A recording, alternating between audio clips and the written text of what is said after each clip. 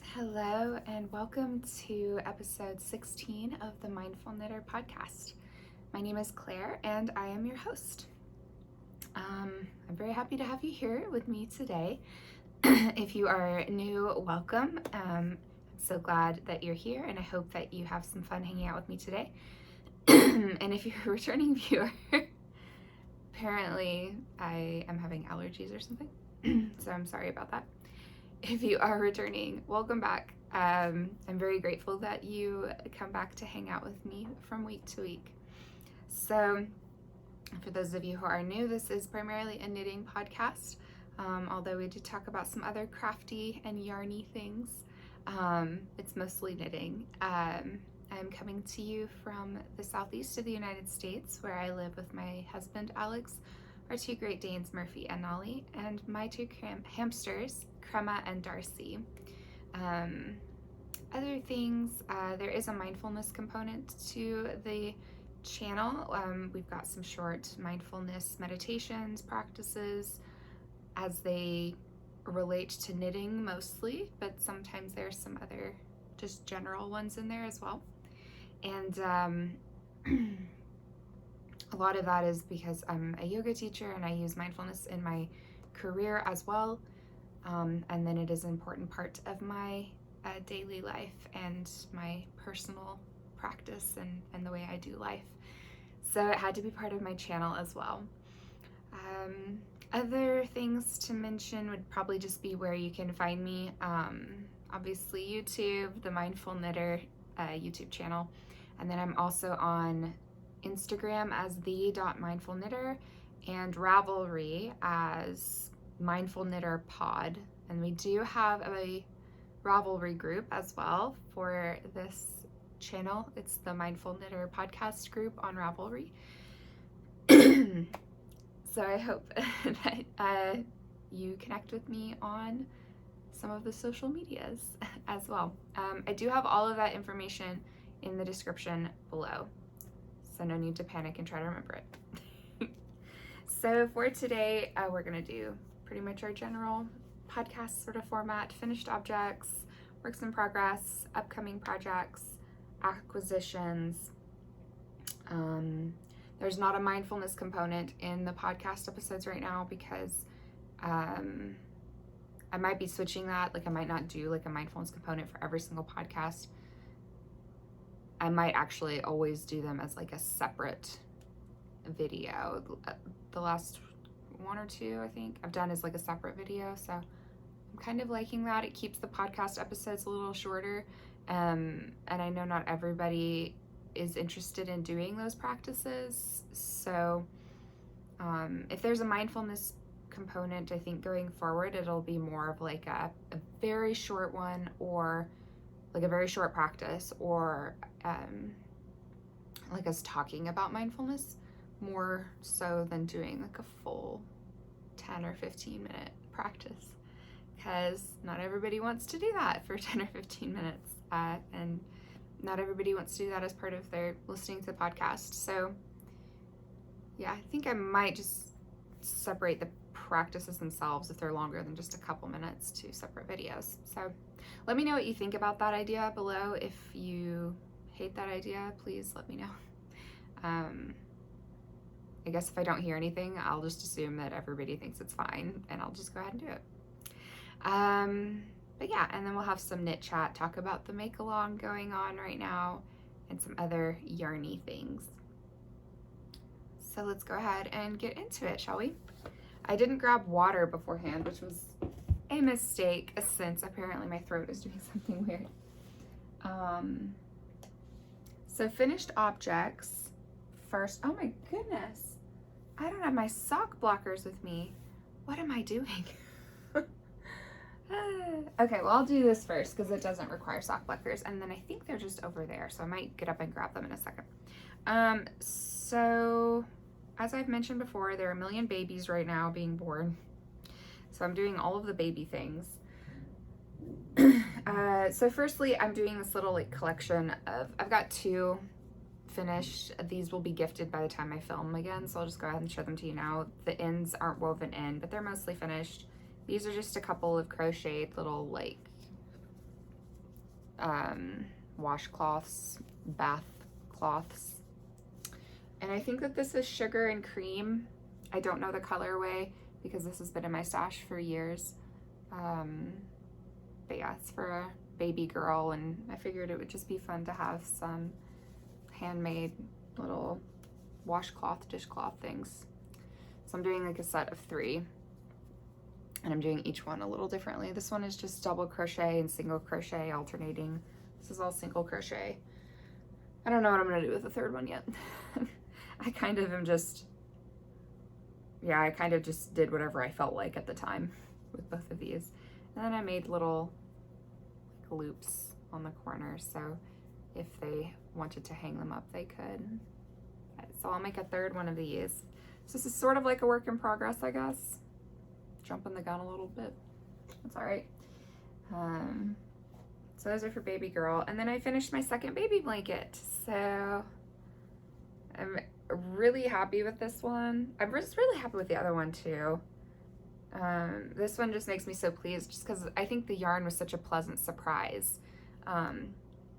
This was knit using Yarn Bee Sugarwheel in the Gimme Cobbler colorway. And this was 2 cakes of it, and I didn't even use both of the cakes fully. I do have some left over. The cakes are huge. They are like I think they're over 200 grams each. I think they're like 250 grams each. I think I don't have the yarn band with me right now, so I can't like look at the exact weight, but I think it's like having 5.5 skeins of yarn. Or sorry, 4.5, no, 5 skeins of yarn. Goodness. I think I usually don't podcast first thing in the morning, and that's what's like getting to me this morning. Usually I podcast a little later in the morning. So yes, there's a lot of yarn in those, and it goes a long way. So this baby blanket did not take both skeins, or both cakes, but it crochets up so nicely. I will have linked below the YouTube tutorial that I used for this crochet stitch. It was super simple. And then I will also link the tutorial I used for doing the scalloped edge. Yeah. So this is a self-striping yarn. I don't know, I think it's just so much fun, and it's really soft and super drapey. I don't know how well that comes across on screen, but it's really drapey. This is the only acrylic yarn I've ever actually enjoyed using before. It was really nice and super affordable. So this was a success. Yeah, and this is a decent sized baby blanket. So it's already been washed and blocked, and it is ready to get wrapped so that I can give it to my sister-in-law at her baby shower this weekend. I don't think she watches the podcast, so there's no risk in her seeing it ahead of time. Although if she did, it's not the end of the world. But I'm super excited about this. I need to take some pictures of it too for my project page and Instagram. But it's super soft and squishy, and I just imagine, like, I don't know, for a kid, this feels like such a great blanket. I actually am considering making myself one too. I'm almost positive I am gonna make myself one because I really love this yarn. It's so fast with crochet as well. And I love self-striping is just something I really enjoy. I think a lot of people really enjoy self-striping. I'm going to see if my sock blockers are over here real quick. So I'll be right back. I'm gonna be super fast.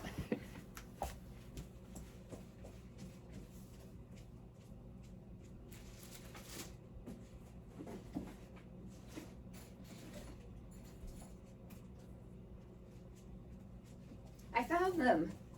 Hooray. My goodness, sorry. I think it's the first time I've ever like fully like left without at least talking. Oh boy. So first, So finished objects. Number, I guess, 2 and 3. Do the washcloths count? I think they're probably more of a work in progress. So these are, I did show these last time, but I now have 2, so I do have my pair. These are my Valentine's Day socks, which I'm kind of thinking of as my red velvet cake socks, because Alex got me a red velvet cake, like a special order one for Valentine's Day this year. He got it off of Gold Belly, which is, if you're not familiar, it's like a, I'm not super familiar with like the intricacies of it, but I think it's a company that has a lot of really high-end restaurants across the country, and they'll run like specials, so you can get a lot of really famous items from some really high-end famous restaurants around the country and things. So there's some really famous bakery that was on Gold Belly doing some sort of like sale before Valentine's Day, and so he got me a cake, a red velvet cake from them. I don't remember the name of the restaurant or what state it's in or anything, but the cake was really good. So that was my Valentine's Day present this year, and so I think of these as my red velvet cake socks because I knit them at the same time, and they are red velvet cake colors, and so I'd be eating my cake while I was knitting these socks, and it was just good times. These were knit with Gem State yarn. It's a seller on Etsy, and this was actually from their February yarn box. So they have different options for their monthly box, and it's not like a one-time sign up and you get it on repeat. You decide whether you want it every month. Like you go to their shop and you buy it every month. So I'm not doing the March one, I think. I'll get to that a little bit later in the episode as to why I'm not getting the March one, but I'm not going to get the March one. So glad I got the February one though, because I love these socks. They're beautiful. Sorry. But it was 10 mini skeins, and you can do 10 gram or 20 gram mini skeins. I did the 10 gram option, and I did it in sport weight yarn.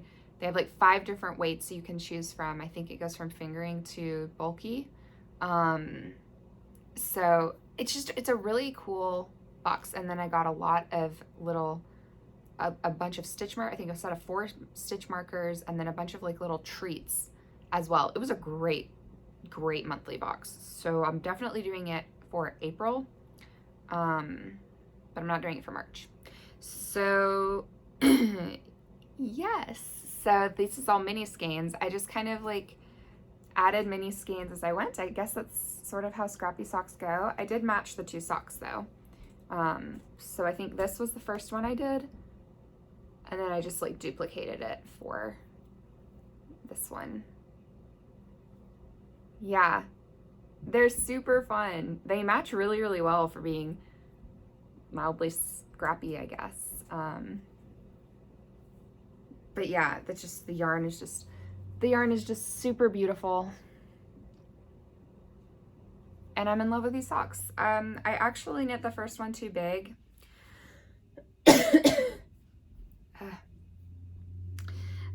So how I knit these was I cast on 56 stitches, so typically a size small.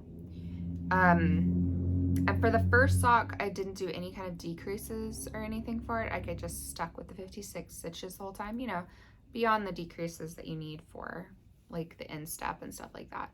And that sock's too big because on sport weight, knit on US 1.5 DPNs, 56 stitches is too big for my foot. The sock fits like perfectly with no negative ease on my foot that way. So for the other sock, I cast on 52 stitches. So I just deleted 1 stitch per DPN basically. yeah, and I did the 52 stitches, which worked up much better. It's still not like a tight sock, but it at least has some negative ease. So yeah, that's my plan going forward for sport weight socks on US 1.5s, is I'm gonna knit them a little smaller than a typical small. Otherwise, I have no negative ease whatsoever, and the socks start slipping around and like bunching up, and whole big ordeal. But other than that, these are great, and I don't really mind that they're 2 different sizes. It's just for fun. They're house socks, and they're really beautiful, so I'm going to wear them all the time anyway. It does not matter. Yeah, if one's a little big, it's really not the end of the world, because I rarely wear socks outside of the house because the kinds of shoes that I wear don't really require socks. So all my hand knit socks are house socks. Every once in a while I might wear them with rain boots or something, but I don't really wear them with shoes. So it doesn't really matter if one's a little big. But I really love those. I love those socks. I love that yarn.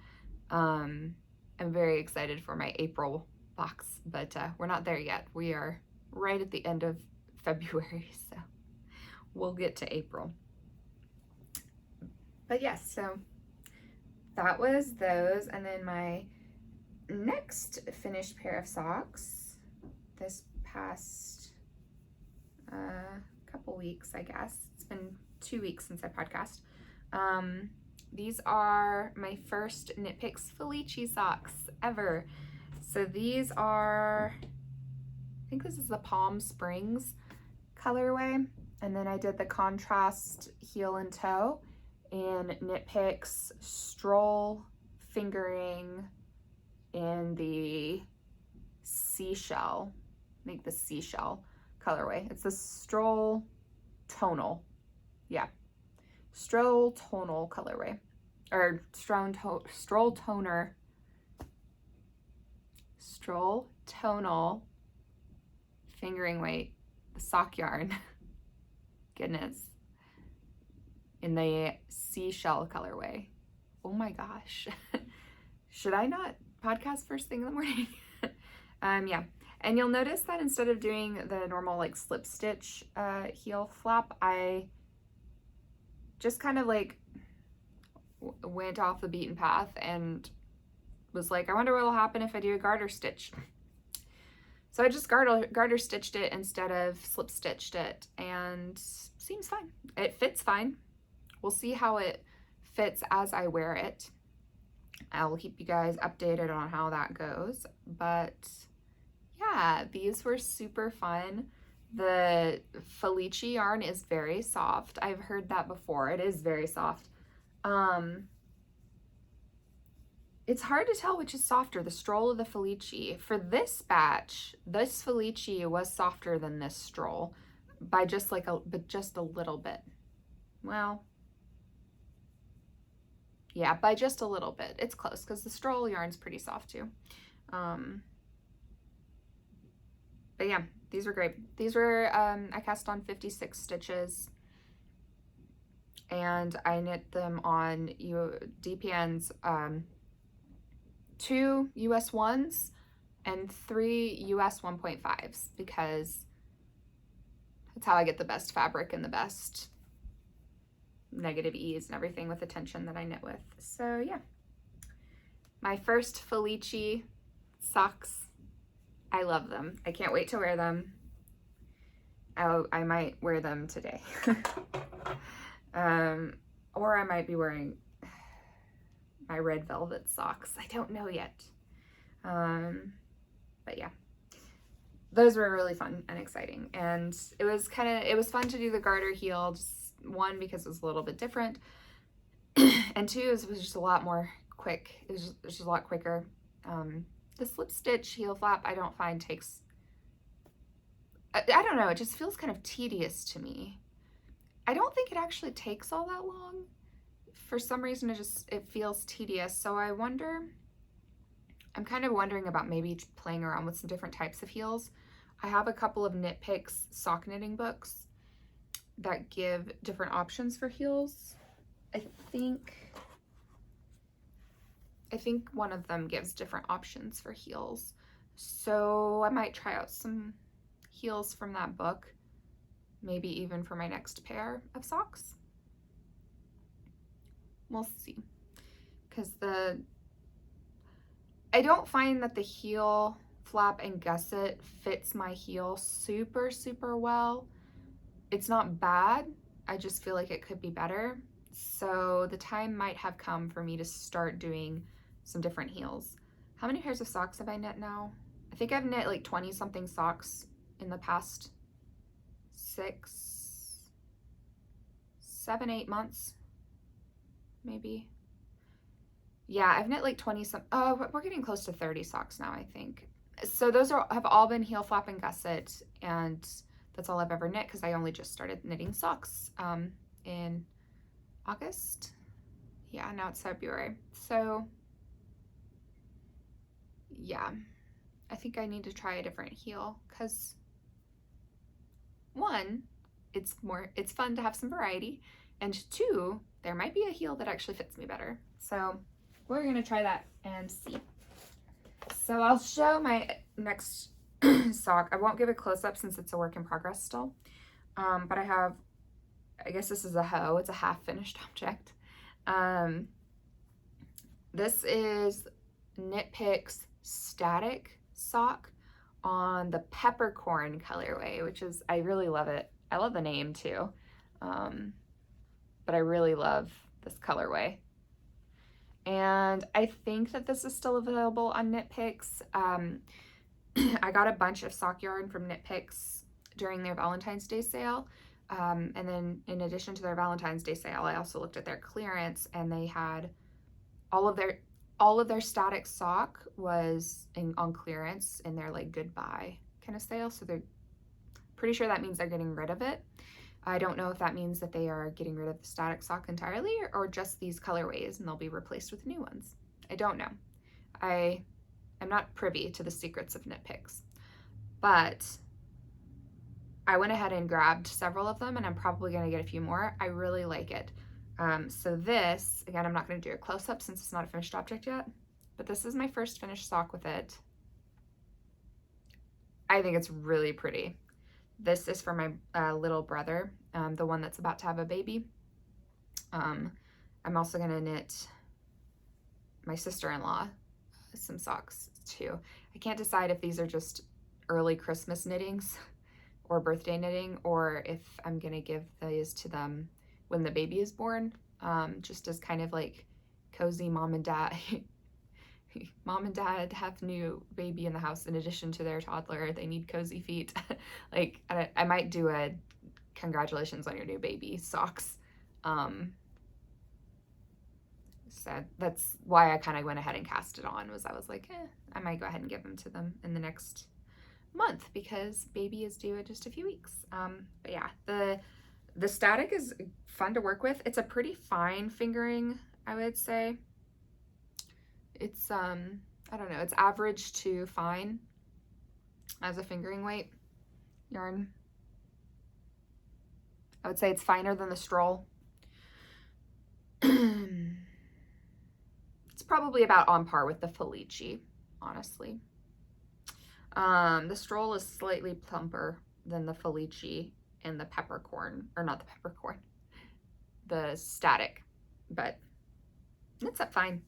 And I knit these on on DPNs, 2 US 1s and 2 US 1.5s. Since this was a little bit of a finer yarn, I swapped out one of my US 1.5s for just a US 1 so that the gauge would be a little tighter, and I think it's gotten me a good fabric. So yes, these are much longer because this foot is a lot bigger, and I did like a longer leg than I normally would because I don't know, I just felt like it needed to balance the longer foot a little bit. So I won't talk about those much more because they are a work in progress. So I'll talk about them again in more detail when they're a finished object. But these are fun. I've been enjoying these. And of course, anything patterned, self-patterning, self-striping yarn, I always love so much. I really hope they come back with more colorways, because this really gets, it gives me the same satisfaction that I get from Patton's Croy self-patterning socks, but I like this yarn so much more. It is softer. I think it gives a really pretty like pattern as I go. It's a little, there's more like little nuance in it. Since the stitches are smaller, you can have more nuance in the pattern than you can with the Patton's Croy, because it's just such a thicker yarn. So I don't know, this is really fun in it. I have a few more that are going to be for me, and then I have some that I ordered for Alex to make him socks. I'm probably going to do some scrappy socks for him using the leftovers from the peppercorn, and then I got another colorway that I think I'll mix, and then I got him his own skein called Beekeeper, which is just so sweet. Beekeeper. So his Beekeeper socks. So much fun. So that's that work in progress. Next work in progress is in my project bag from Chestnut Fibres. It is covered in dog hair. This is the inside. It's got this super cute little polka dotted fabric. Chestnut Fibres, this is one of my favorite project bags. The structure of it is great. It's lined really well. It's just a very like well-made bag. So they're on Etsy, and I'll have all that information below too. All of this, the yarn and all this kind of stuff, I always put that in the description of every episode. So this is my Pluma Shawl. This is a free pattern on Ravelry. So that is the Pluma Shawl. So it's got these feathers in the lace. And I have officially finished the garter section, and I've started the lace. So I am 6 rows into the lace now, which is fun. And I'll show you guys this real quick.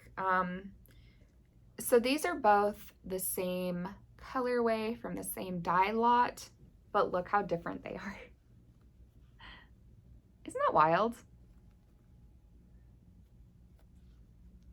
There's so much more green and pink, and like this is just a much more, I don't know, this is a more toned down variegation. This is like super variegated. This one's like so many colors. I love both of them. I love them both in different ways. So this is the one that I use. I had 100-gram skein of this, and I used it for the garter section. And then I've switched over to the more crazy colored variegated skein, which I had a 50-gram skein of.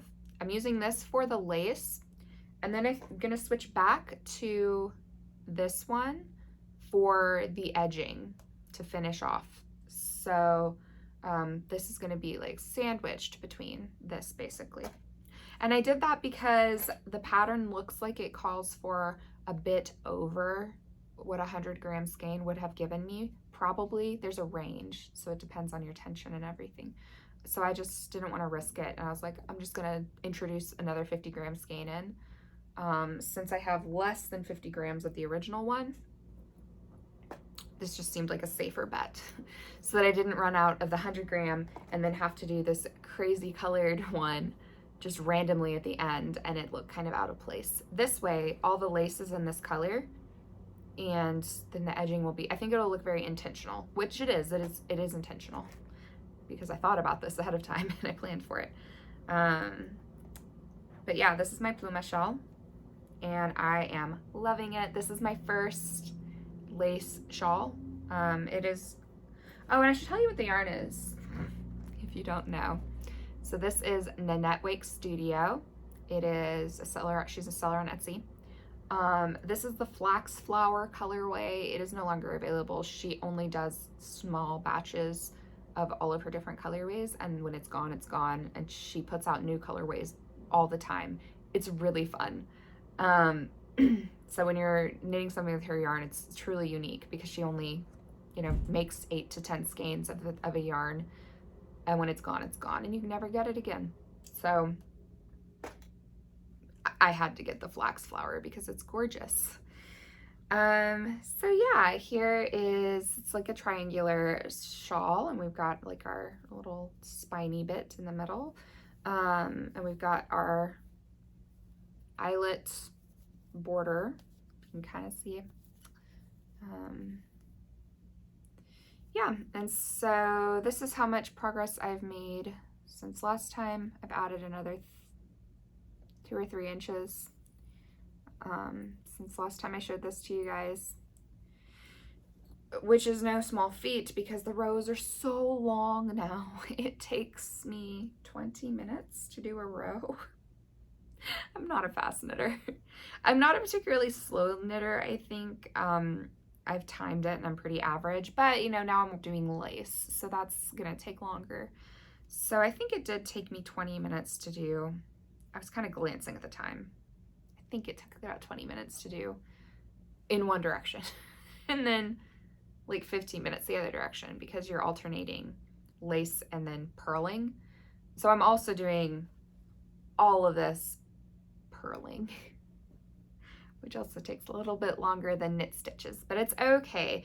I don't really mind purling that much. It's not my favorite to do, but I don't really mind it. So I'll kind of give you a little, I don't really know how well you'll be able to see this because there's not tons to show or look at yet, but here's a peek at what the lace is doing as it's coming along.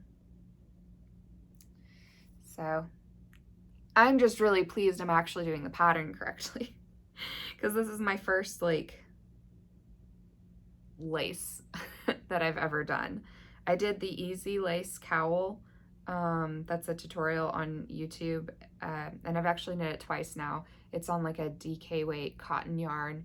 It makes a very pretty lace, and it's super beginner friendly, so I would highly recommend that tutorial if you're new to lace knitting, or you want to try it for the first time. I really enjoyed making that cowl, and again, I've done it twice now, and I'm probably gonna make it a third time just because I love the lace that it does give. And it's a fun, easy to memorize pattern. This is really great. Each lace row is different because you're making a feather motif. So I mean, a feather is going to have like its shaft, and then it's going to have the I can't remember what they're called right now, but the feathery bits of the feather, and then it's going to taper at the end. So each row is different. I'm assuming there will be a section. I'm going to get up to a section pretty soon, probably, where like each row is, well, no, because it's going to alternate because you've got to have, yeah, so each row is going to be different. So, but, you know, after I've done a few repeats for each row, then I've got it memorized and I can just kind of go for the rest of it. But I am noticing I have to do it mostly in silence. I can kind of have something in the background I'm not paying too much attention to, like music or maybe not a podcast, but maybe like something else on YouTube that just doesn't require much attention, because I am counting and I'm really trying to pay attention because I really don't want to screw up the lace. I'm so paranoid about it, but it's really fun. And then on the purl rows, I can listen to whatever, it doesn't matter because I'm just purling. But I'm really, really enjoying it. It's really making me want to knit a lot of lace, and it's making me much less scared about the really pretty lace patterns that I have. And I have a Knit Picks book that is the Sunday morning Knit Picks pattern book. It has a bunch of different lace patterns in it. There's like a really, really huge cardigan, and then a few different tops, shirts, that are lacy, and I really want to make them, but they look so scary. But I'm getting less scared because you just follow the instructions for each row and you get lace. Somehow magically it appears. I haven't messed it up. So yeah, it's making me very excited to knit all the lace. I really want to knit all the lace right now. So I can't wait till this is done. I think this is going to block out bigger. So I think this is going to be this is what it's like already. It's going to get bigger than this. So I think this will be a very cozy shawl. I'm very excited about it. Yee, my first one. I'm actually trying to get this done by the next time I podcast because I kind of want it done before we move into spring, because I'm starting to get to the itch for spring knitting. So yes, hopefully my plan is for this to be done by the next time I podcast. So I will be able to show it to you then. So that is it for works in progress. I just have my peppercorn socks and my Pluma shawl. I do have, and then I'm gonna make that last little washcloth today probably. What was the other thing? Oh, I do have my Flora Days shawl that I'm working on still as well. I did not pick it up for like 3 or 4 weeks. And then I picked it up this week because I didn't really want to cast on anything big for the rest of this month. Well, tomorrow is March, so tomorrow I might cast on some new things, but I might not though, because I'm a pretty monogamous knitter, as you have noticed throughout my channel so far. I keep to 3 or 4 projects, and I don't really stray from that because I like to feel like I'm making progress on everything. But yeah, my Flora Days shawl I did pick up this week because I finished the socks. Which socks did I finish? I think it's the Felici socks. And I didn't really want to cast on another pair right away, which was weird for me. I love knitting socks, so I'm knitting them all of the time. But I just didn't really want to cast on another pair right away. So instead I was scared to start the lace for my Pluma shawl. So the only thing that I had left as an option was my Flora Days shawl. So I picked it up, and then I really enjoyed it. So I have knit several rows on it. That is definitely a long-term project. I want to be done with it by the fall so that I can, well, by this coming winter. Because it's not the kind of shawl that I would wear in the fall because the colors are too bright. They're not autumnal colors, and I really like to stick with neutrals or autumnal colors in the autumn for whatever reason. It's just a quirk I have, I guess. But they're really bright colors, so they'd be perfectly fine for me for winter or spring. Yeah, it's 5 skeins of fingering weight yarn, and it makes a big rainbow, and it's beautiful. The yarn is really what makes the shawl super special. It was from a Advent yarn kit, and it's just so much fun. So I don't show it every podcast episode because it is such a big project, and I don't work on it all the time because it is my kind of my one long haul project. No, I won't make promises about when I'm going to show it next, but I'm working on it just slowly in the background. What I'm kind of trying to do is, like, every time I add a significant amount to it, I'll show you guys as an update. I don't know what a significant amount would be. Maybe 50 grams of yarn. Like, each time I have added another 50 grams, maybe I'll show it. That might be my system. I don't know. But yes, so needle adjacent projects is what we will do next. So I'm thinking about casting on a pair of socks for me. I have lately been wanting some crazy variegated socks for myself because I haven't knit some super variegated socks for myself in a while. So these are the ones that I am thinking about casting on. This is Ridiculous. She's on Etsy, but this is Ridiculous yarn in the Butterfly Effect colorway. And these are 2 20-gram skeins because I only use about 50 grams for my socks because I don't do long legs / cuffs, and I like contrasting heels and toes, or or cuffs and toes, or I like the contrast thrown in.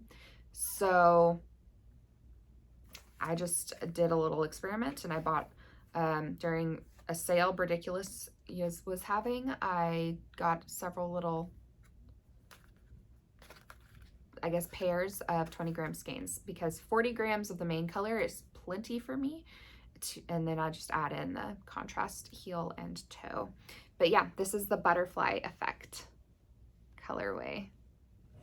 And aren't those beautiful?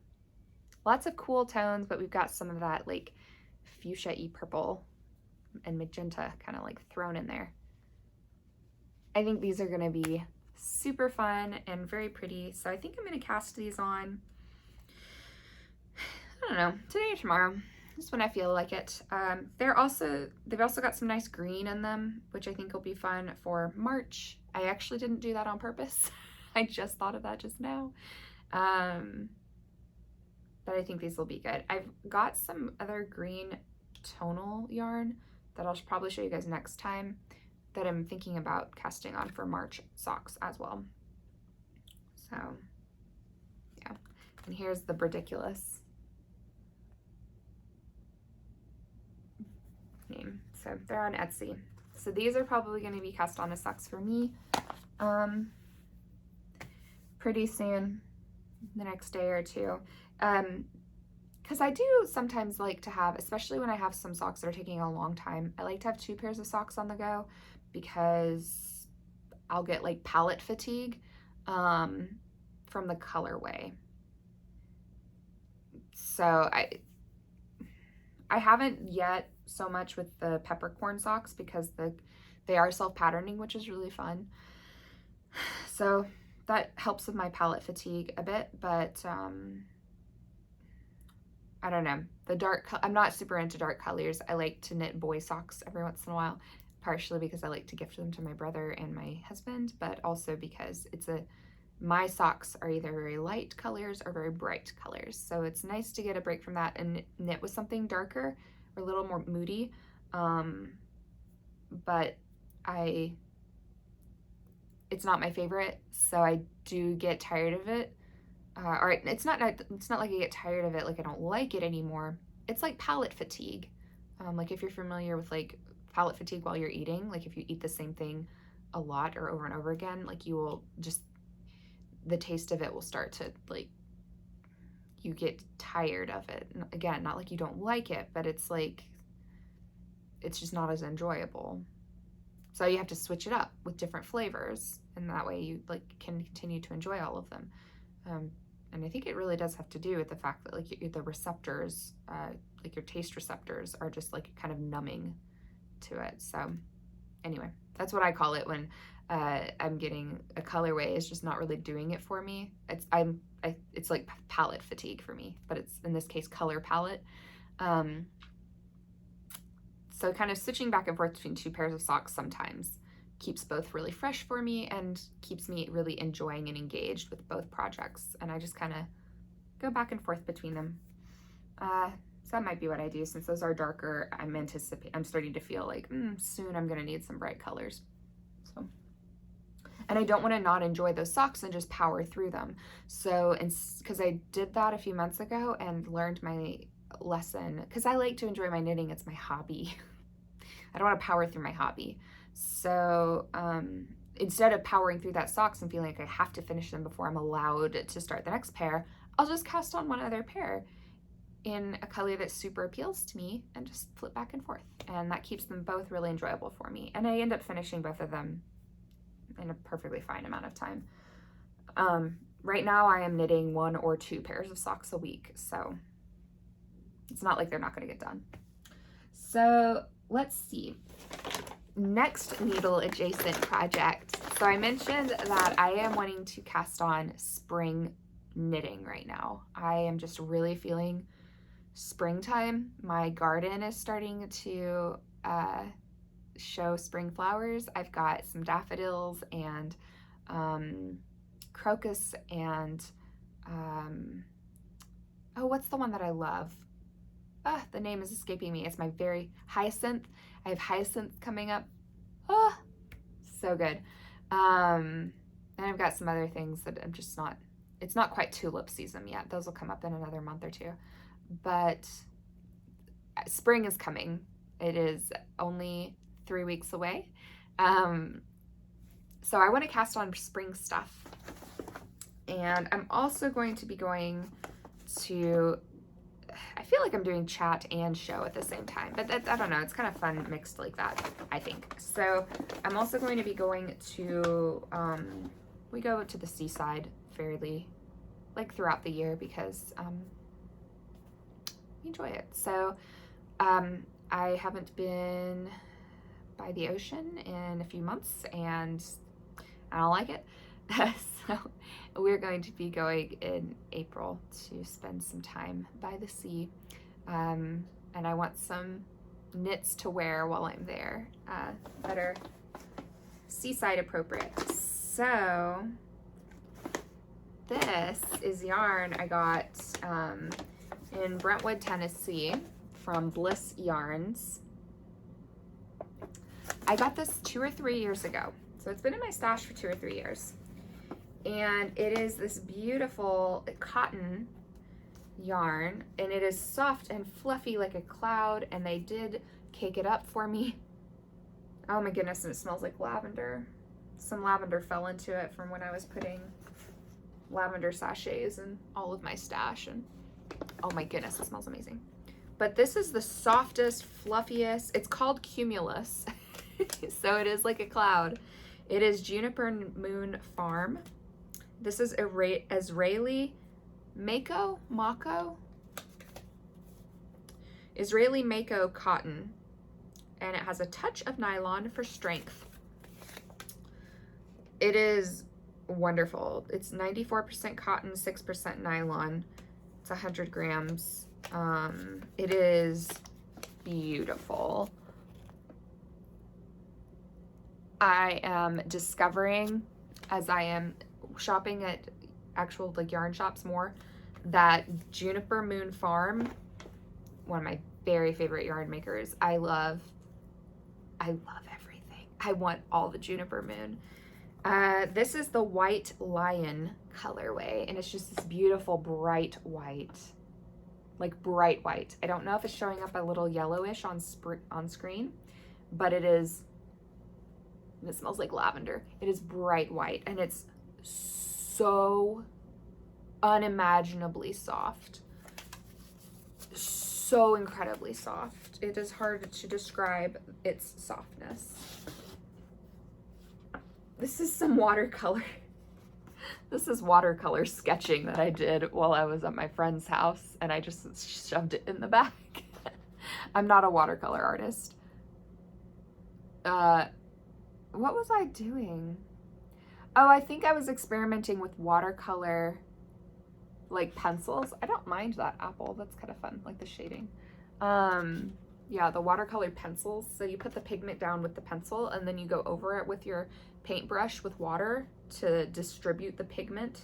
And so you're like picking up the color that you've laid down and then painting with it, which is a cool method that I want to try more of, because it's kind of fun.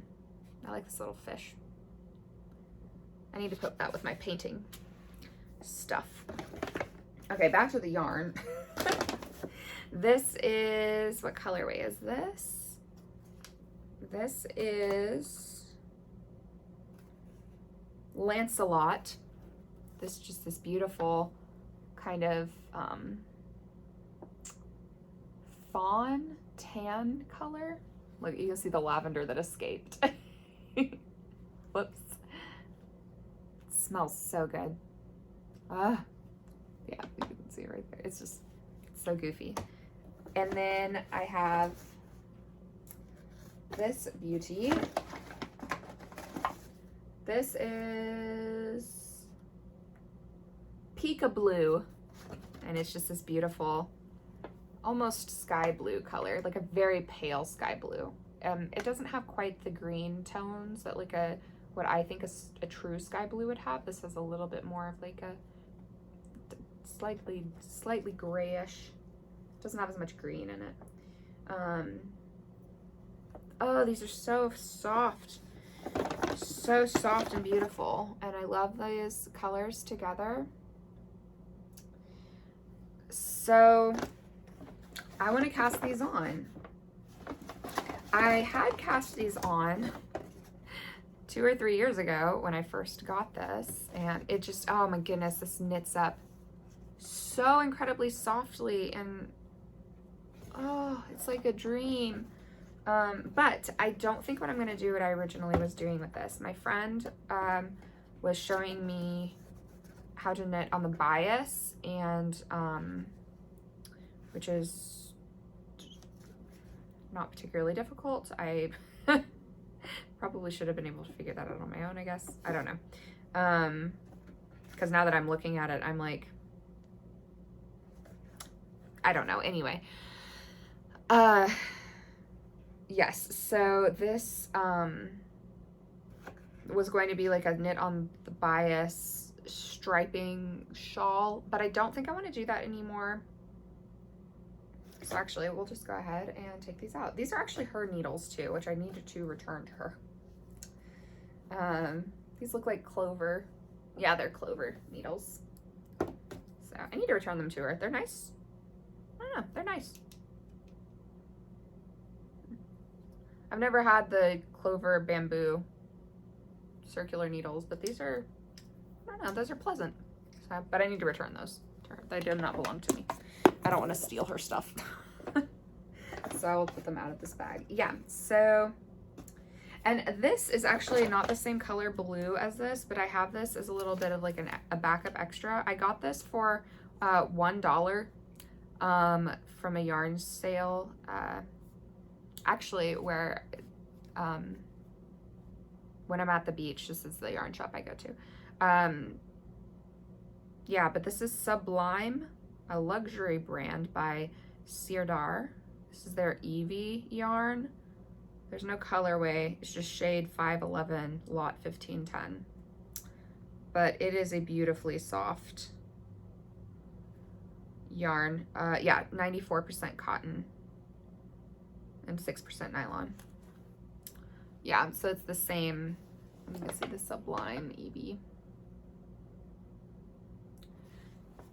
So it is actually not. It is very close to the softness of the Juniper Moon Farm, but not quite.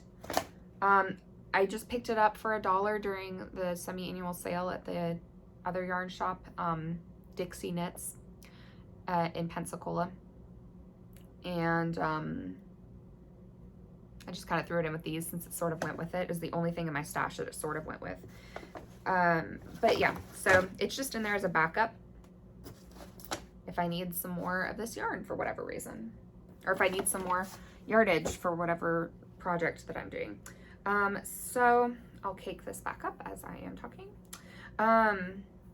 Yeah, I am planning to cast this on as soon as I am done with my Pluma Shawl, which again, I am hoping will be in the next week or two so that I can show it to you on the next podcast and be done with it for spring. Because I can probably still wear my Pluma Shawl for a few more weeks because we usually have several cold snaps in March and April. So I'll still get about a month or so to wear it, I think. I want to cast this on as soon as I'm done with that. I'm a little on the fence about what to make with this. I have 3 or 4 different patterns that are options. I'll show them to you so you know what I'm thinking. 3 of them, I think 3 of them are lace. 2 of them might be lace, and then 2 of them might just be some simple color work but with texture. Let me show you what I'm thinking.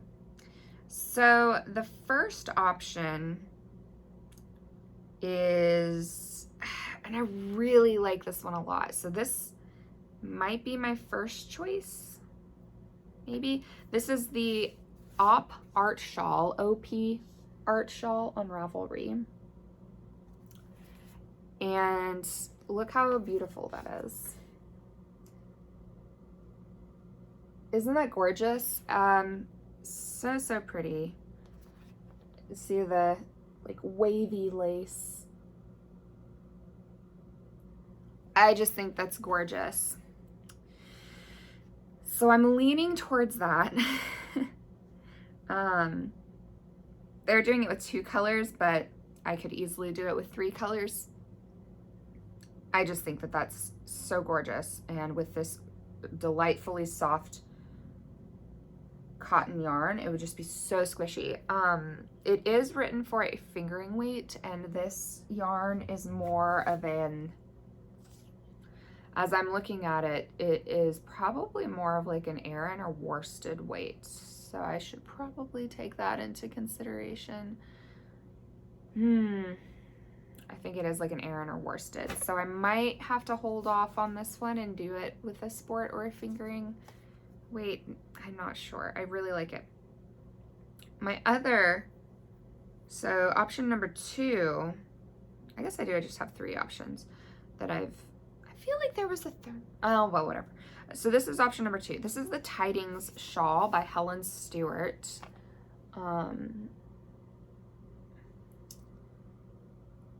And I think that that is a really beautiful, and I think it's written for either DK or worsted. And it's just a really beautiful, like, color work with some texture. I guess it's got like eyelet lace. So that's a great option, I think.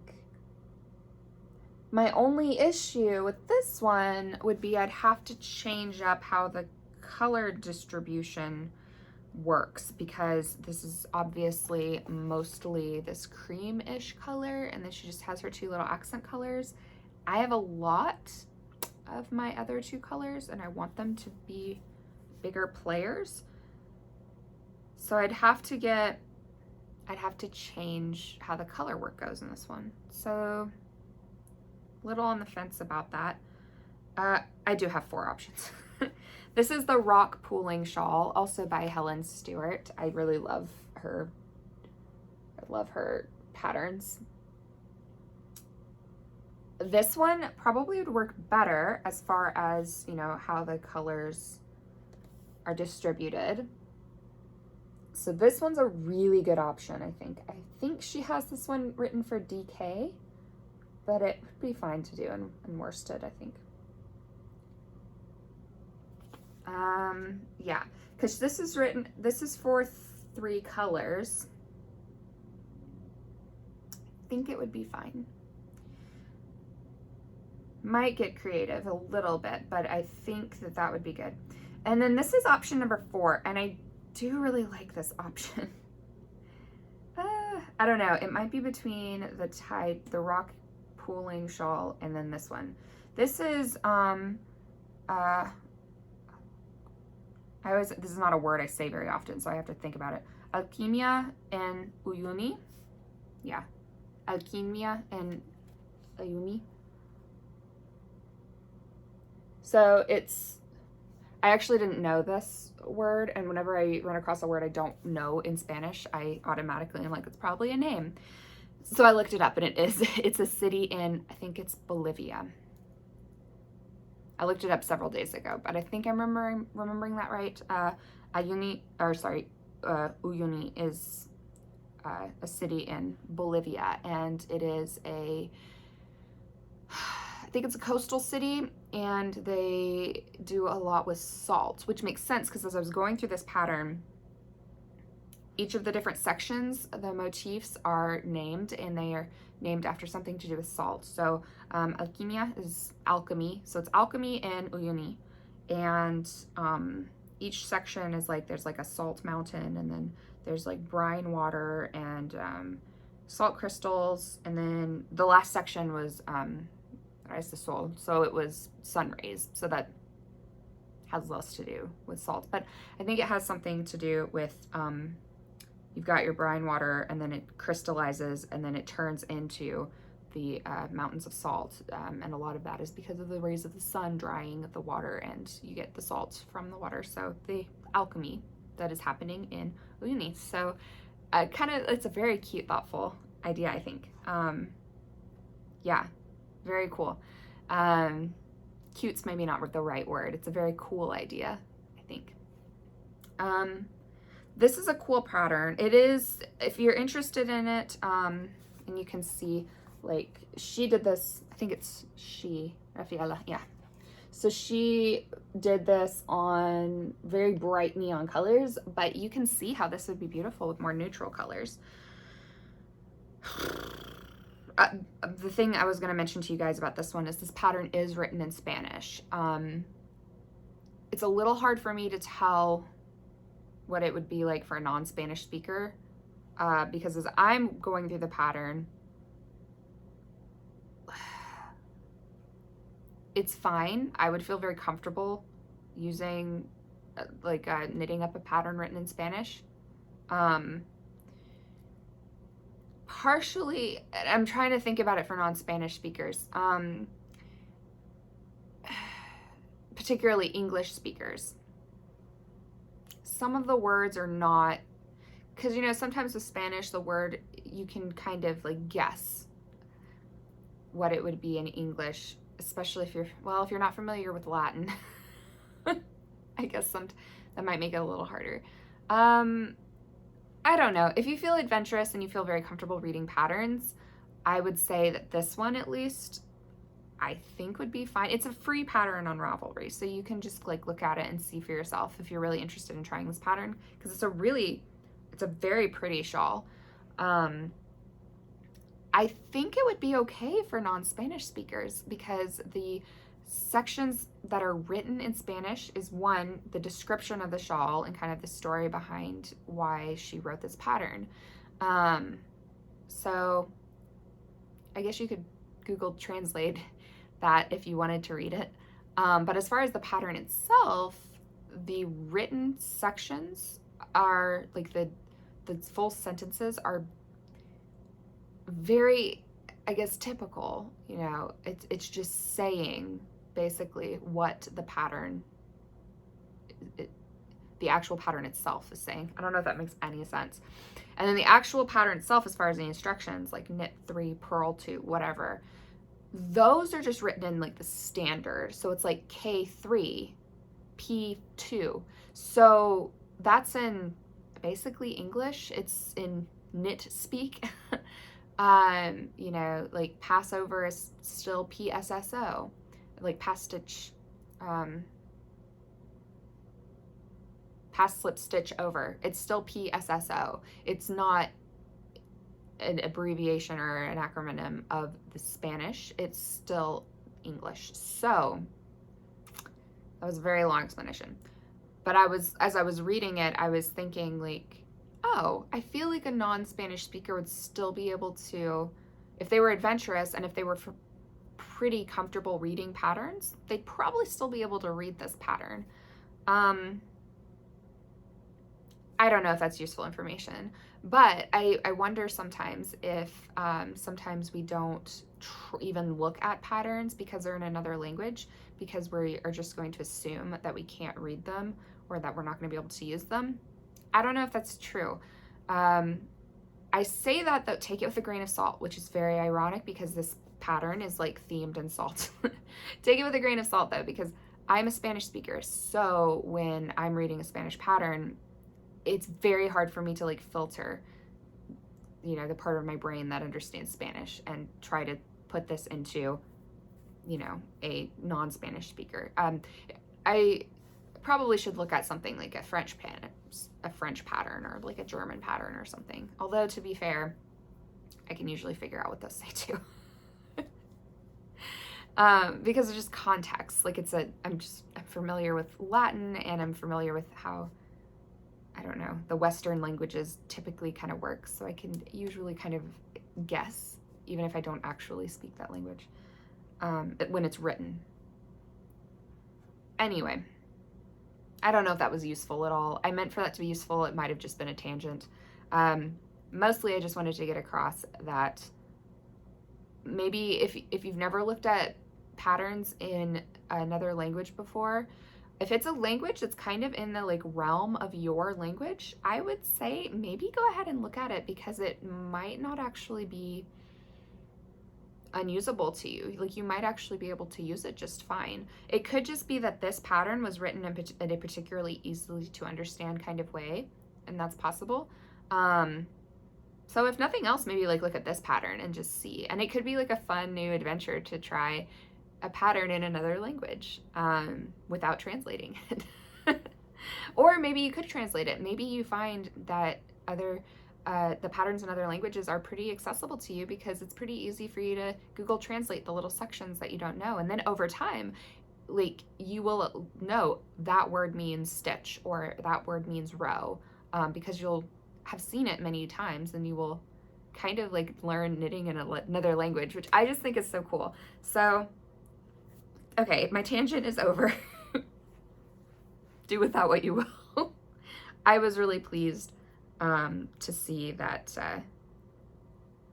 yeah, so I feel, I was happy to like, to discover like, oh, like, because I just started using patterns just a few months ago, like in English, which is my first language. So I was pleased to, because I've been terrified of patterns for years. So I was really pleased to find out like, oh, I can actually use patterns in Spanish as well.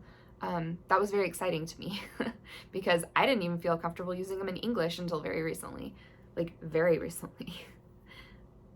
So yeah, anyway, my rant is over. Trying to decide between this one, the Alchemy Shawl, or the Alchemia, and the Rock Pooling Shawl. I think those are the two that we are now trying to decide between, because as I'm thinking about the OP Art Shawl, it's fingering weight and I just don't know. And then, yeah, so we'll decide. That was a long thing. Putting it away. I'll be casting that on in the next week or two, probably. And I'm very excited about it. That'll be great for spring. It'll probably be good for summer too, because honestly, Southerners, I'm not from the South, so, well, I don't know. Does that mean I shouldn't refer to Southern? Is that rude? Whatever. Southerners love air conditioning, and I am cold all the time. So in the summer, it'll probably be really nice to have a luxuriously soft, squishy shawl that I can use in the summer without feeling seasonally inappropriate. I'm very excited about this shawl project. And I'm excited to use stash yarn too, because I've had that for like 2 or 3 years, and that is, well, probably closer to 3, and that's some of my very oldest yarn. Yeah, because I think I mentioned before, I've never really had much of a stash. I just bought yarn for whatever project I was going to be working on, and then every once in a while, by every once in a while I mean like maybe once a year or once every 2 years, I would buy a couple of skeins that I kind of had an idea for, but I didn't know exactly what I was going to do with them quite yet. And then I would normally not cast them on because I was scared. I recently became a brave knitter. I've been knitting for over a decade, but the vast majority of that, up until this past year, I was scared and I didn't use patterns. I basically just garter stitched everything. And anyway, I've got a whole, if you want to know more about my history with knitting and my journey, episodes 1 and 2 have more information about that. But yeah, so that is some of my oldest yarn, and I'm happy to finally use it because it's beautiful and it deserves to be used and not shut away in a drawer where no one can see it. All right, so that is it for adjacent to the needle projects. So we'll really quickly do acquisitions. I don't have much to show you, just a couple things. One thing is, I'm pretty excited about this. This is the Sugar and Cream Scrub Off yarn. It's in the linen colorway. And I love these colors. It's like a grayish kind of vibe going on. So we've got white and then this tan color and then gray and then like a grayy kind of color that's like, you know, that gray beige. And I like that there is smooth cotton and scrubby cotton. I just think this is fun. So I might do a circular washcloth with it. Or I might do something kind of fun. I just picked this up at Joann. I'm gonna be publishing that video soon. I went to Joann for the first time in my entire life. I may have gone as a child, not remember it, but I have no memory of going to Joann before. So I went for the first time last week or the week before, and I filmed it. I just haven't edited and uploaded that video yet because life has been crazed lately. But yes, so I got that this is the only thing I got while I was there. Because it just seemed fun. I hadn't seen this on Amazon. I've never seen this particular scrubby cotton before, so I wanted to try that. Yeah. And then my other acquisition, super exciting. I got a new project bag, and it is beautiful.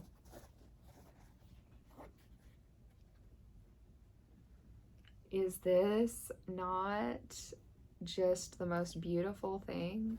It is from Puff Stitch. You can see their little like logo-y gubbin there.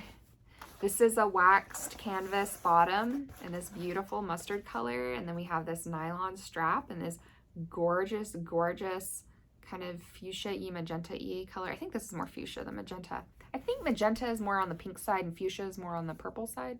Or it's like a mulberry kind of color maybe. I don't know exactly the name of this color right now, but yeah, it's got the drawstring.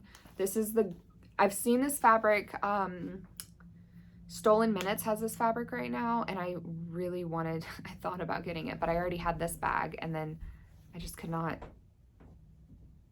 convince myself to spend the money on one of the Stolen Minutes bags, particularly when I already had this fabric in this bag. But I don't know, I might cave. I love this fabric. It's all of these goofy cats and teapots and teacups, and it is just perfect.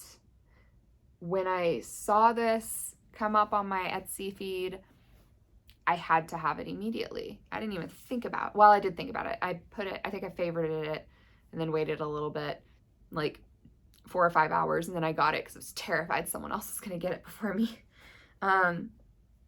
We have this like beautiful like woven fabric here that has these little specks of color, which is just so thoughtfully done. And it is it's made for color work or 2 at a time socks. So we've got the 2 sections with the divider being your little pocket for your notions. And the zip is in this multi-colored metal. So like a rainbow metal. There's a name for that. It's escaping me at the moment. Yeah. It's just, I love this bag so much. I did put a picture of it on Instagram the other day with my Felici socks as I was knitting them because they were just sitting in the sunlight, and it just so beautiful. I had to get a picture and put it on Instagram so that I can remember it forever. Yeah, this is my big acquisition for this week. I love this bag so much. It's just so beautiful. The only thing I would change would be to switch this pocket over to the side because I don't knit 2 at a time socks. I do usually have like a contrast color for my heels and toes though, and I usually do a 50-gram skein for the mains, so it doesn't work out. It works out pretty well when I'm not using a 100-gram skein, but when I'm using like the ball that's like 100 grams, then it kind of ends up sitting in the middle here, and it doesn't want to close super well, so I have to fiddle with it a little bit. But it's not as bad when I've already got a sock knit. I can put it over here and then put my working sock on the other side, so it's fine. It's a small thing. It's not a big deal. That's the only like critique I would have, and it's a very personal to me critique. Other people, that wouldn't be a problem for at all, especially if they were knitting 2 at a time socks. But yeah, this is gorgeous. I love it. I want to take it with me everywhere. I'm so happy with that bag. Words can't express it. I am kind of on the hunt for more bags in that fabric because I love it. I have to calm down because I love it so much. It like gets me hyped up. So yes. Oh, and I didn't bring a couple other things I was going to show you guys. I'll show them to you in the next podcast. They're knitting related, but they're not like knitting tools. I performed, well, I guess we'll switch into knit chat for a second. So a lot of you probably remember that, or know that I was performing at, I was actually performing at a convention a few weeks ago, or 2 weeks ago, a week or two ago, 1 week ago. I tell you, it has been crazy over here, you guys. Yes, so a week ago I was performing. For those of you who don't know, I am a dancer. So I get paid to do various performances. My husband's friend is staying with us and he just went past my window. Yeah, and then sometimes I do volunteer performances and I'll like teach some as well. So anyway, I was doing a performance for a convention last week, which went really well, by the way. I can talk about that a little bit in just like chatting at the end of the podcast, for those of you who don't care. I put it at the end because I don't want to make those of you who don't care about that kind of stuff, who are only here for the yarn, have to like suffer through. So anyway, while I was there at the convention, I did some shopping, and one of the vendors had some very, very cute things, one of which is not knitting related, but I wanted to share with you just because it's so cute. The other two are knitting related, but they're like knitting art. So I'll show those to you guys next time, because I forgot to bring them down with me, because apparently I shouldn't podcast first thing in the morning because I am not together enough, I guess.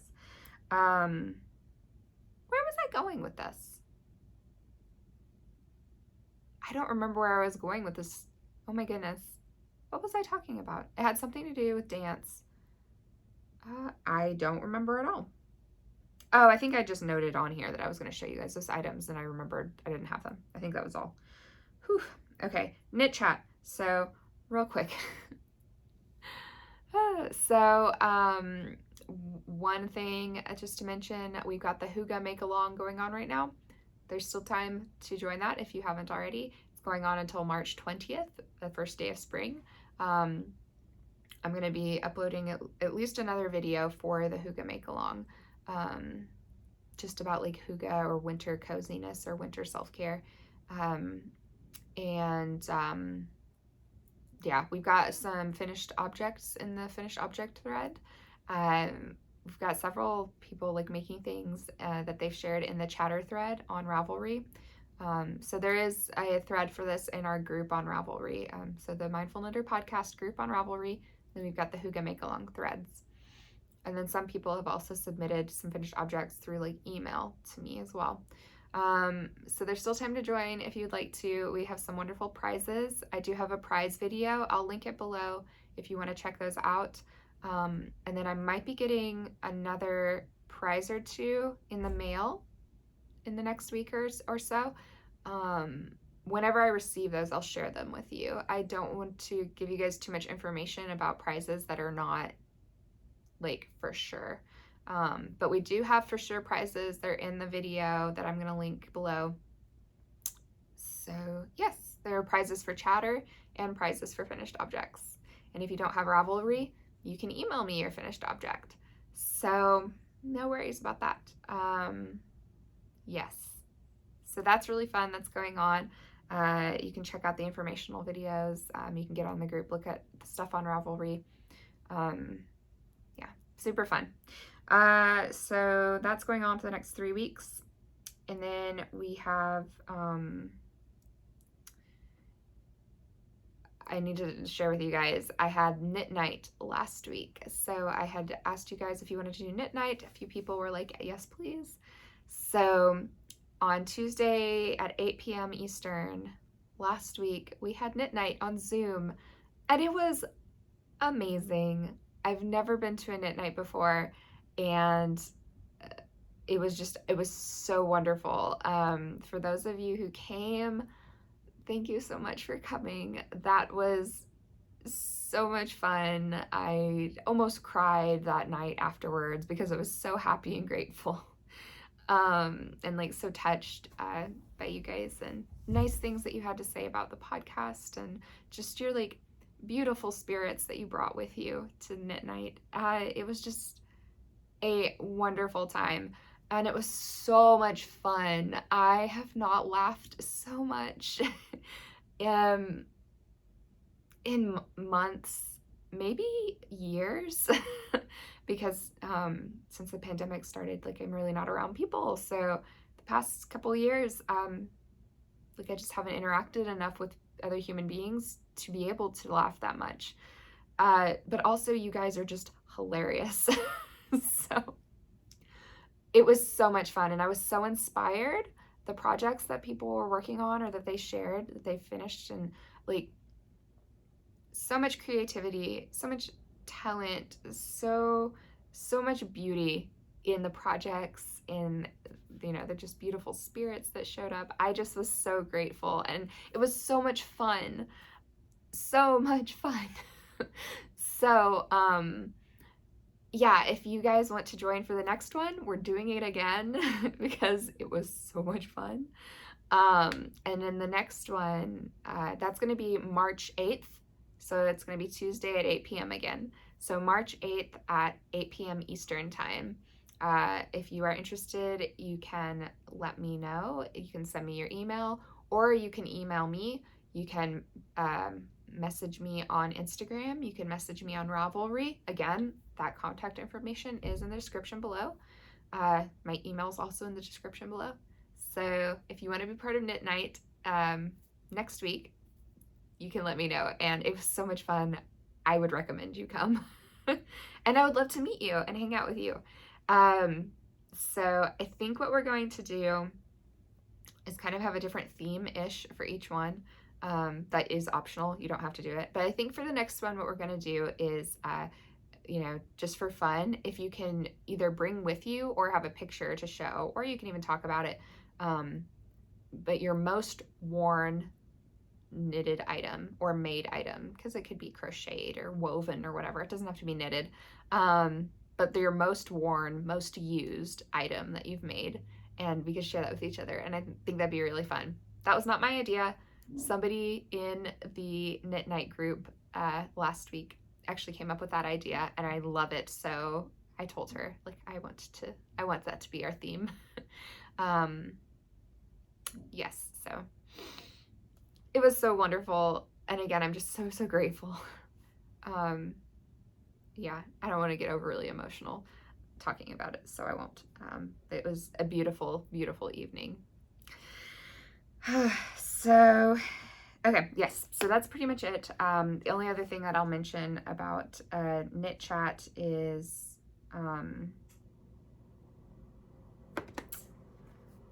that I'm probably going to be going, I'm going to see if I can go to a yarn shop this weekend. So it's been a month or two since I've been to a yarn shop. Actually, yeah, December, I think. So it's been a couple months since I've been to a yarn shop, and we're doing a little bit of travel this weekend.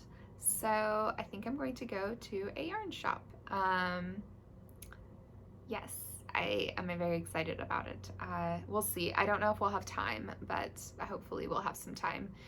And I will share acquisitions with you guys if I get stuff. I'm not going to go crazed and buy all the yarn like I did in Wisconsin, but I might get some if we're out and about, because I don't get to go to yarn shops very often. I just get to go a few times a year, so yeah, that'll be fun, I think. I'm actually pretty excited about it. I'm just containing my excitement because I'm still coming down from my emotion from Knit Night, or talking about Knit Night. And then let's see, I did have a question to answer. I don't really know if I have like a super great way to answer this question though. I tried to answer it when the person asked, but somebody had asked about color work and socks, because I had showed my Snapdragon socks, which are my bright pink socks, where I'd done some stranded color work around the cuffs and the toes. And somebody had been asking, how did I do that and still have stretchy socks? My answer is kind of a non-answer because I don't know, because I've never done stranded color work before. That was my first time, and I didn't use any instructions. I just kind of went for it. I didn't use a tutorial. I just kind of made it up as I went. So I don't think that's a super helpful answer, but I still wanted to give it in case somebody's scared of doing color work in their socks, because I had no idea what I was doing, and I still did color work on my socks, and it ended up being stretchy and fine. So I just wanted to let you know, like, if you're scared, maybe just go ahead and try it anyway, because it's probably going to be fine. All I did was I made sure that my floats, so the strands of yarn on the wrong side as you're carrying your yarn over to carry your color over, I just made sure I wasn't pulling it super tight. And I also made sure that I wasn't leaving tons of slack.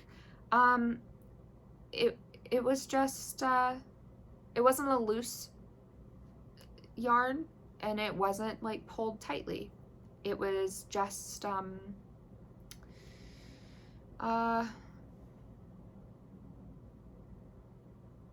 don't know how to describe it. It was just a very, maybe if you have color work sweaters or color work garments in your wardrobe or accessories like mittens or gloves or a hat or something, maybe flip it over to the wrong side and check the floats in the backs of your color worked items in your wardrobe or in your closet, and just see, like, what is the tension like, and just mimic that. That's honestly kind of what I was doing as I think about it unconsciously, because I have items in I have colorwork sweaters and things that I bought. So I am familiar with what those floats are like on the back because I've been wearing those items for years. So I just kind of mimicked that, basically. So that was the tension that I went for, because I know that the tension on those floats in my hats, my gloves, my sweaters, my whatevers, my socks even, I have colorwork socks I bought from a store, those stretch. So I kind of, I guess, just instinctively knew what kind of tension I was going for because I've been wearing that for years. I just mimicked it. Maybe that's a better answer to that question than the one I provided when I was answering her question directly in the comments or the thread. So yeah, I hope that that's helpful. If it's not, you could let me know and I can see if I can answer the question better. There are also probably lots of tutorials on YouTube about how to do strand color work, and in particular for socks and things. So you can also look it up if you feel more comfortable getting some instruction, or you feel like that would make you feel a little more confident about it.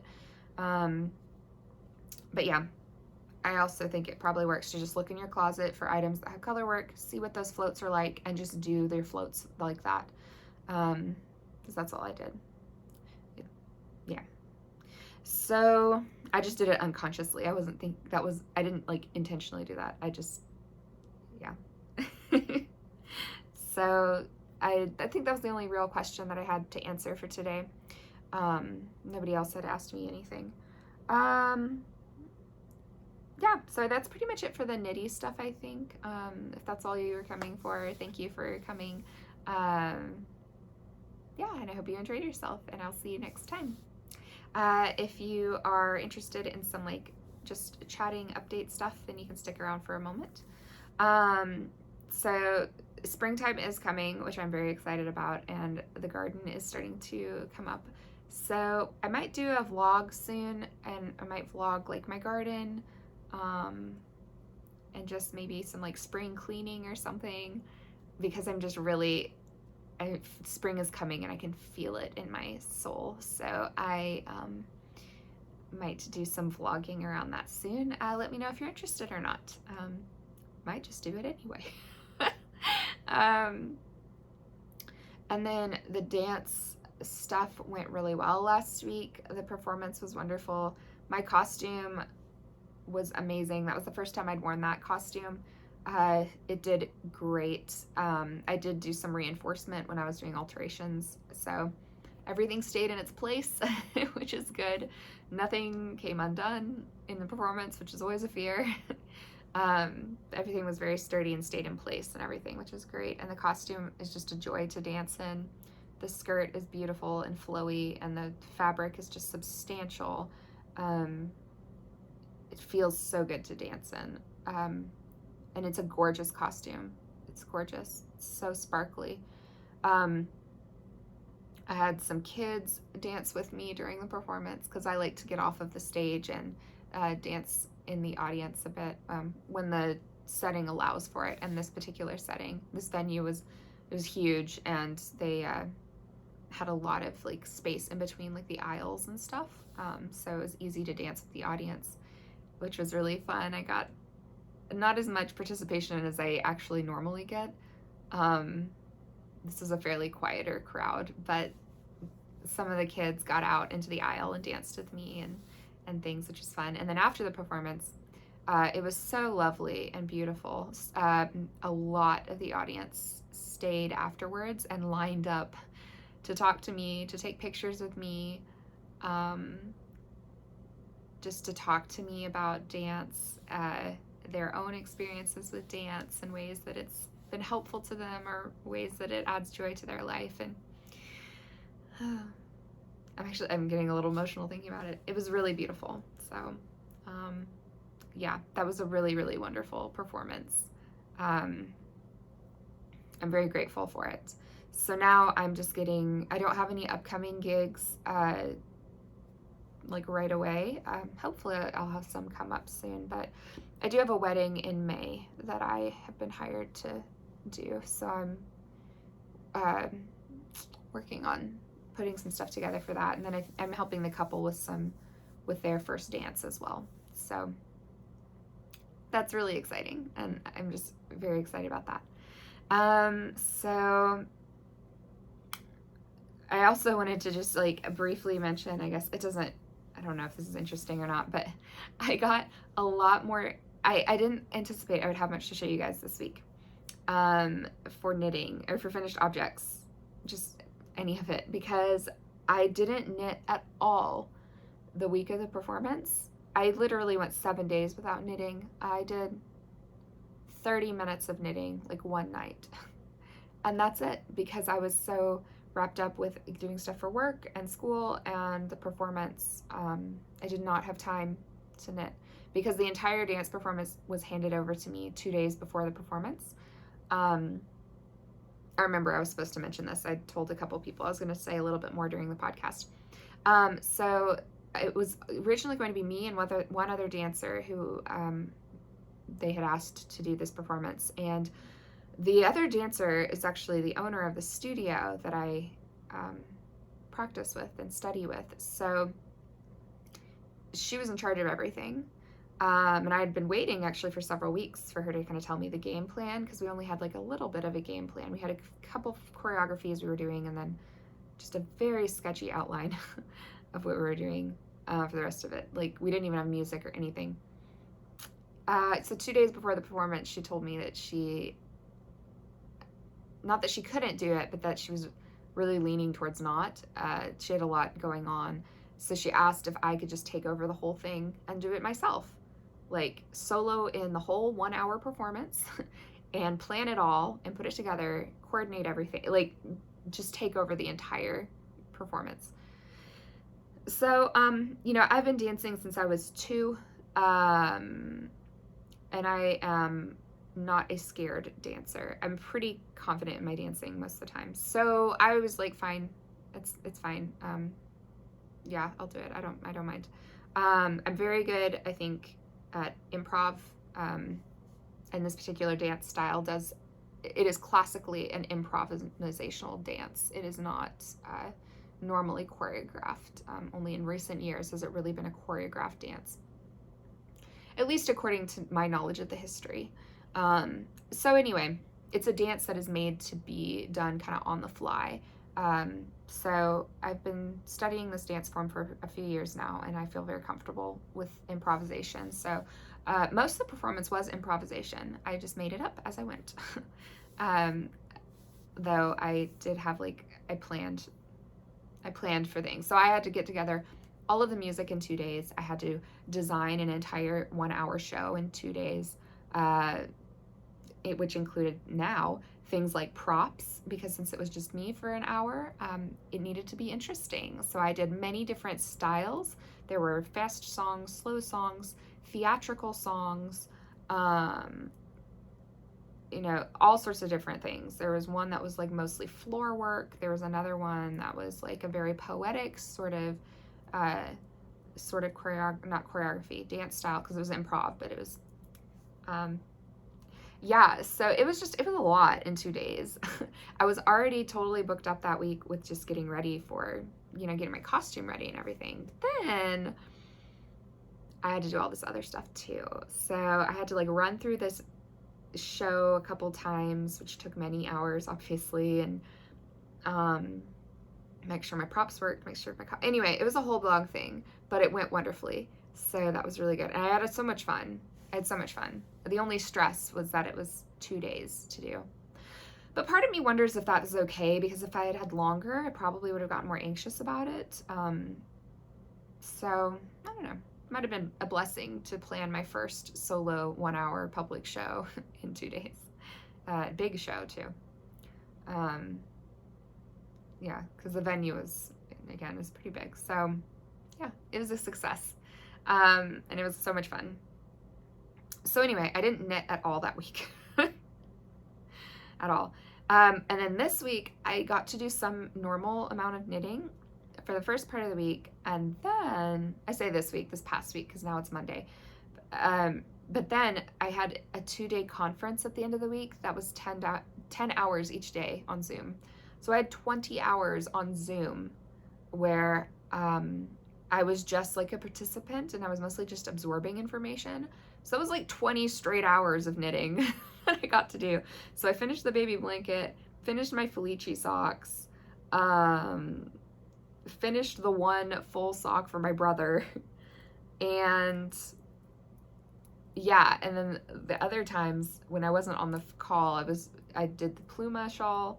Oh, I finished the garter for the Pluma Shawl while on the conference. So 20 hours of like Zoom time is prime knitting time. Goodness gracious. I got so much knitting done, and crocheting done, because the blanket's crocheted. Yeah, so that was just a funny, I thought, a little bit funny, that I had no knitting done, and I was like, I'm just not going to be able to show them anything. And then I got so much stuff done because I just had 20 hours of just straight up knitting time. And then this weekend, I had a fairly busy-ish weekend. But again, I had some good knitting time. I was on a Zoom calls for 6 hours yesterday, and yeah, so I didn't have bad knitting time this weekend. So anyway, I think that was all I was going to really chat about. There might have been something else that I just don't remember. But I should wrap it up, because now I have to get ready for work. So thank you guys for hanging out with me this week. Sorry if it was a little disjointed. I thought it was going to be a shorter episode today, but it just never works out that way. I really had fun hanging out with you again, and if you have any questions, or you just want to chat or connect, feel free to leave a comment below, or get in touch with me on Instagram or Ravelry, or send me an email. Yeah, I guess I'll sign off, and I will see you guys in the next one. I hope I see you at knit night, though, next week. I hope you have a wonderful week. Bye.